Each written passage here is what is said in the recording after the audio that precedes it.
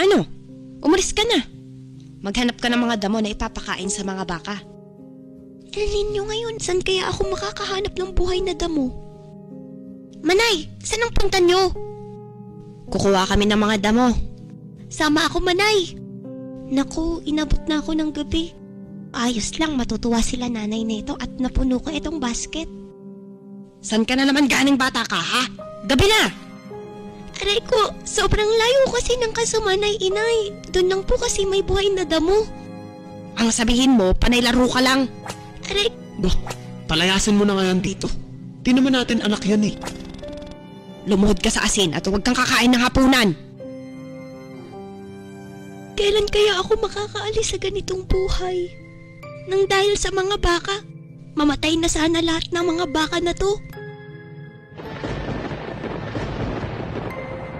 Yung kupisyo, patay na ho lahat ng baka nyo natamaan ng kidlat.